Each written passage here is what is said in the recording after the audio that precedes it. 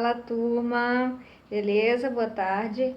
Então falaremos sobre os tipos de sujeito, né? Como o sujeito é classificado. Na verdade, quando a gente pensa em sujeito, a gente tem que também estar ligado na questão da concordância, né? Porque se a gente está falando dos termos, né? Dos termos essenciais e da relação que eles estabelecem com um verbo, né? Já que a gente está falando também de oração, então a gente tem que estar ligado nessa questão da concordância. Então, primeiro de tudo, né?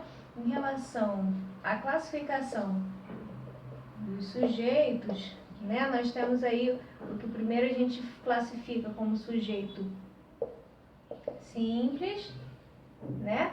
E aí o sujeito simples, em algumas denominações não, né? Isso eu vi no Cláudio César Henriques. Ele vai falar que o sujeito simples ele pode ser claro,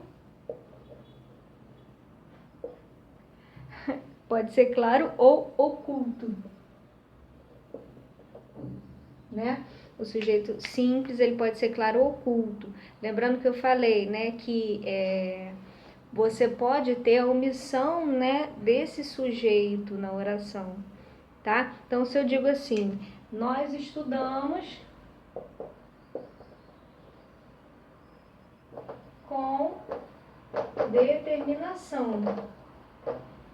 Nós estudamos com determinação. Estudamos com. Você enfatiza esse pronome aqui, né? O pronome nós aqui que aparece no caso, né?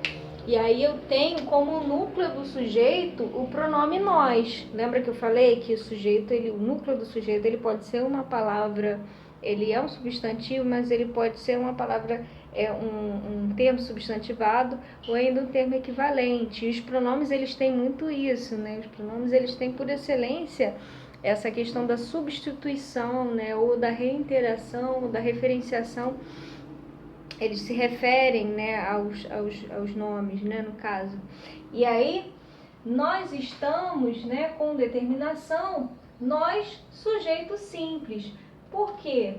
Quando eu tenho, né, como eu sei que o sujeito é simples e é claro, né, quando eu possuo apenas um núcleo, tá? O sujeito é simples quando eu tenho apenas um núcleo, né? Eu vou observar e vou ver que eu tenho, né, aquela palavra principal, né, aquela palavra que sobre o que está sendo declarado, né, o referente, né, na verdade, né? O referente, ele é um núcleo só, né? Agora, o sujeito, ele é simples, mas ele também pode ser oculto. E aí, em algumas, né, definições, a gente pode classificar, ainda separar, né, o sujeito desinencial, o sujeito oculto, né, que é o que vai aparecer aí como sujeito que vai aparecer como sujeito que não aparece. Que é o que a gente vai ver que é uma outra subclassificação, né? Uma outra classificação, na verdade, né? Então, aqui no caso, embaixo a gente tem estudamos com determinação. Ora, o pronome está omitido aqui, né? Que é o pronome nós. Eu posso ter orações dessa forma, com omissão do núcleo, né? E aí o sujeito é oculto, mas não deixa de ser simples também. Ele é simples oculto. Então eu tenho o simples claro e o simples oculto, certo? Então aí a gente tem, né? Sujeito simples, que tem apenas um núcleo. Sujeito oculto, ou ainda também é chamado de desinencial, ou ainda elíptico,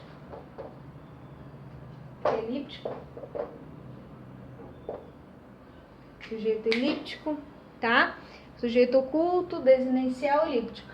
Eu normalmente nos meus enunciados eu coloco mais sujeito desinencial, porque é pela desinência verbal que eu, na verdade, determino, né, que eu identifico o sujeito, tá? E a gente tem que prestar atenção porque ele é muito confundido com sujeito indeterminado, né? O sujeito indeterminado aí eu não tenho, lembra que eu falei, por uma questão semântica, você não consegue, são muitas pessoas, né? Você não consegue identificar, né, nessa questão, quando eu estou analisando o verbo na terceira do plural, tá?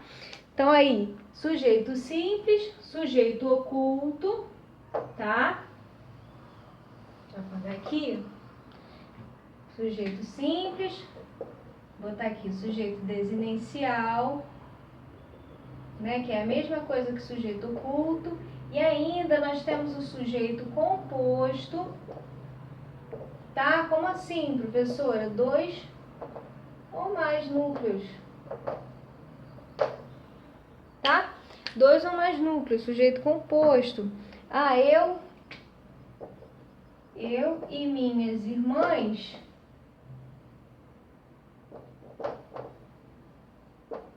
somos parecidas. Não sei, né, se isso é verdade. As pessoas costumam falar, vocês se parecem. Me pareço mais com a minha irmã do meio, né? Eu sou a caçula de 2 irmãs, né? De 3 filhas, né? Eu sou a caçula de 3 filhas. Então aí eu tenho, eu e minhas irmãs somos parecidas.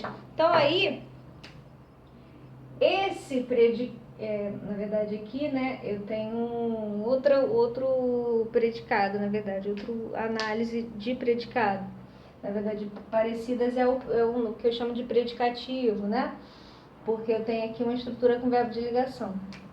Agora, se eu for analisar esse verbo, né, quem é parecida sou eu e as minhas irmãs. Então, eu estou falando, além de mim, né, além do pronome eu aqui, analisando a parte sintática, né, eu tenho minhas irmãs também, né, e aí, eu e minhas irmãs, então eu tenho 2 núcleos aqui, né, eu e irmãs. Sendo assim, eu classifico, né, como sujeito composto.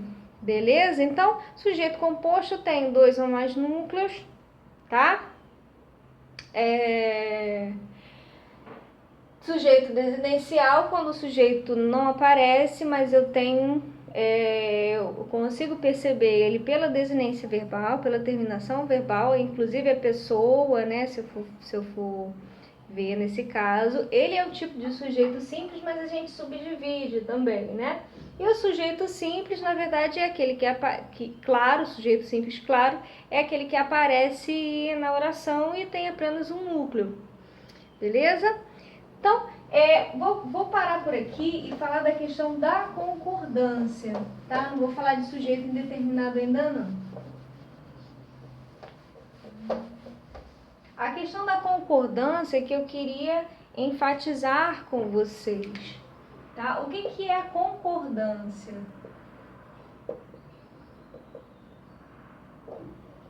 Lembra que eu falei? O verbo e o sujeito, né? O verbo e o núcleo do sujeito, eles concordam, né? Eles concordam, e aí a gente tem uma questão de análise, né? Então, por exemplo, e aí eu tenho, por exemplo, o Cláudio César vai falar, né, que em alguns casos a concordância se dá de modo especial ou ainda de maneira opcional. Então, isso ocorre muito com os pronomes indefinidos. Se eu digo assim, tudo são flores. Ou ainda eu posso dizer tudo é flores. Fica até estranho, né? Tudo é ou tudo são flores. Isso acontece quando eu tenho um pronome indefinido, no caso aí, né? Os pronomes indefinidos. Ou quando eu tenho um pronome interrogativo, né? Quem serão os herdeiros? Quem serão ou quem será, né?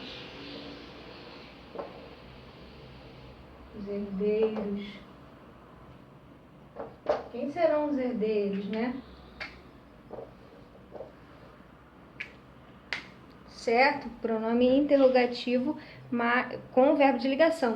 Lembrando que a estrutura, né, é com o verbo de ligação, certo?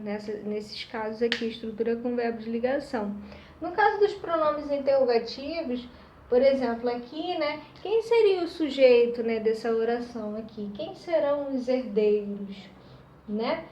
No caso aqui, lembra que eu falei que os pronomes eles podem substituir os núcleos do sujeito. Então aqui esse quem aqui está exercendo a função do sujeito, certo? Deixa eu apagar aqui.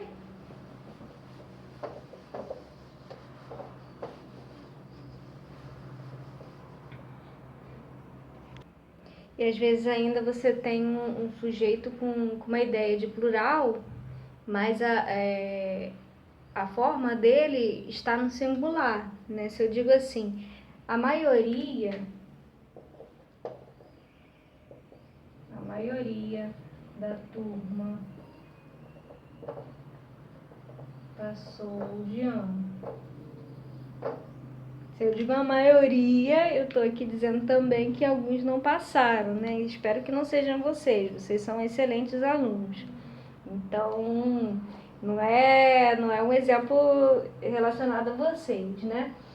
Eu espero que todos, né? E eu utilizo o pronome todos aí para vocês. Mas a maioria da turma passou de ano. Então, a maioria dá uma ideia, né, de coletivo, dá uma ideia assim de muitas pessoas, né? Essa ideia de muitas pessoas faz com que a gente confunda, na verdade, em relação à concordância com o verbo. Então, é muito normal, é muito comum você escutar, na verdade, as pessoas falam, a maioria passaram. Não, né? A maioria passou, né? Porque aí a gente tem uma palavra, né? No caso aqui no singular, né? Mas tem, apesar de ter semanticamente uma ideia de plural, é igual o pronome, é igual o agente, né? O agente é muito, porque é um pronome que substitui, na verdade, eu e mais um grupo. É o que substitui, na verdade, o nós, né? É o mesmo que nós, né? O agente é o nós, né? A gente... Só que o agente, né? Ele tem também a forma dele é no singular, né? A estrutura dele é no singular. Então, a gente não pode falar a gente somos ou a gente fomos, como nós escutamos muito. Mas essa é uma questão de semântica. As pessoas prestam atenção na questão da semântica, da significação. A gente... fomos, né? Professora, a gente fomos, né? Às vezes eu posso encontrar alguns alunos falando acerca disso também. Mas a concordância, né? É no singular, certo? A gente foi no cinema. A gente ainda também no caso aí da linguagem informal, né? No falante da língua, eu falo muito a gente também, né? E aí a gente tem que prestar atenção, né? Nessa questão da concordância, certo? Vamos falar do sujeito posposto. Uma prova aí de concurso que caiu uma parte do hino nacional, né? Ouviram do Ipiranga as margens plácidas de um povo heróico brado. Falar, qual é o sujeito dessa oração, né? As pessoas falam, inicialmente, né, começa com ouviram do Ipiranga, ouviram, né? Ouviram é sujeito indeterminado. E aí, o hino nacional, ele é todo intercalado, todo com orações intercaladas, né? Orações em posições trocadas, né? Na verdade, os termos trocados aí. Uma questão de efeito de estilo, né? Uma poesia, né? Uma letra muito bonita, aí no caso, no nosso hino nacional, muito rico, né? Mas, na verdade, o sujeito era simples, né? Ouviram do Ipiranga as margens plácidas de um povo heróico brado. As margens plácidas de um povo heróico brado ouviram do Ipiranga, né? Então, as margens plácidas seria o sujeito aí, né? O sujeito simples, tá? Então, às vezes você pode estar um sujeito que estava em situação posposta, né? Então, aí você tem, por exemplo, ainda não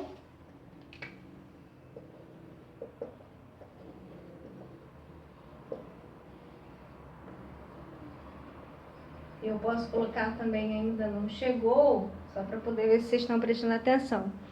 O síndico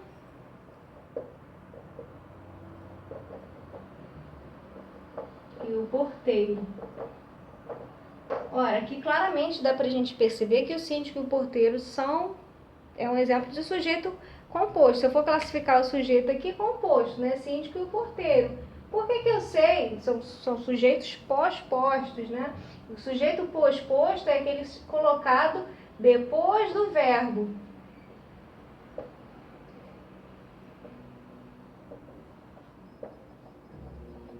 Lembrando que eu falei que ele não tem necessariamente que estar na posição inicial dele, na posição primária dele, né? Ele pode estar em situação posposta, em posição posposta. Então, ainda não chegaram o síndico e o porteiro. Quem chegaram, né? O síndico e o porteiro chegaram, não chegaram, na verdade, ainda não chegaram. O síndico e o porteiro ainda não chegaram. Então, você vai ver que por uma questão de concordância, né? Esse verbo que está no plural está concordando com o sujeito composto, na verdade, né? Beleza? Nesse caso, eu coloquei aqui o verbo chegou, né? Porque também é uma questão aí, a concordância também se dá de maneira opcional, né? E aí, por uma questão de proximidade. Então, aqui chegou o síndico, né? Então, tá próximo do termo síndico aí, no caso. Beleza, gente? Então, a gente continua na próxima aula. Beijos, tchau, tchau.